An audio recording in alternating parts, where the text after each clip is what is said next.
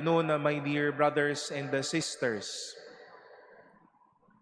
In the field of productivity, in the field of our desire to do things, and shall we say, to be fruitful in all that we do, we've been thought of this ideal about quality and quantity.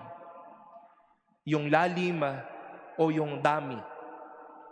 And if you wish to go back once more to our readings today, these readings would not only teach us about the fact of or the idea of quality and quantity in daily life, but the value behind learning such things.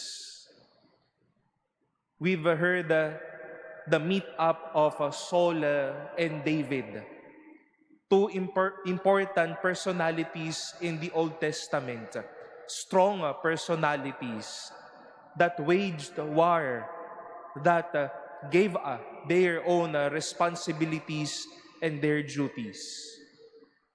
The people or the women played and sang, Saul has slain his thousands, David his 10,000s. Quantity yan. Pero anong nangyari kay David na kay Saul na ang iniisip ay quality lamang, nagkaroon ng inggit. Nako, kung kaya mo ng 10,000, isasama kita sa susunod kong papatayin.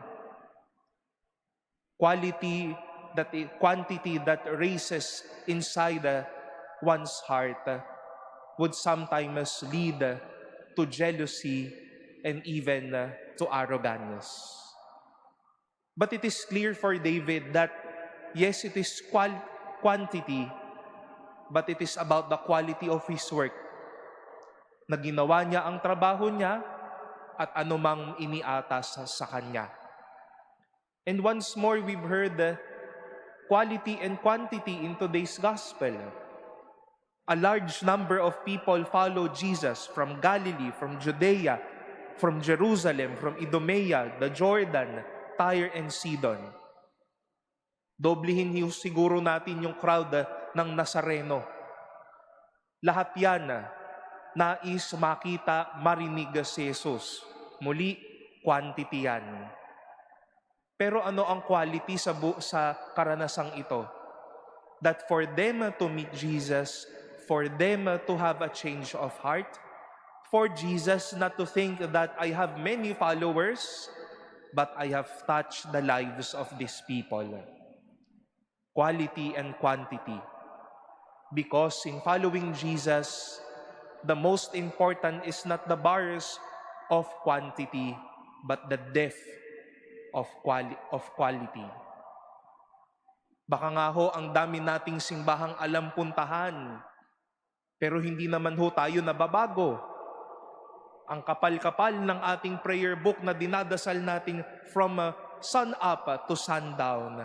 But after praying, mumurahin mo asawa mo, you won't give at least a piece of your time and money to your children. You will be hating your friends from sun up to sundown as well. For example, here at the Manila Cathedral, almost 680,000 likes na po tayo. 1.2 million followers. Quantity ho yan.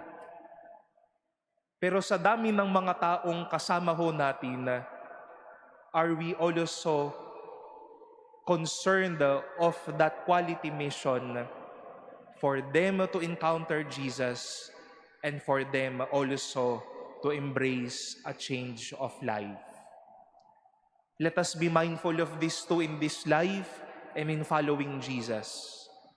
We might be minding only quantity always and forever, but not minding the quality of our faith and the depth of our relationship with the Lord.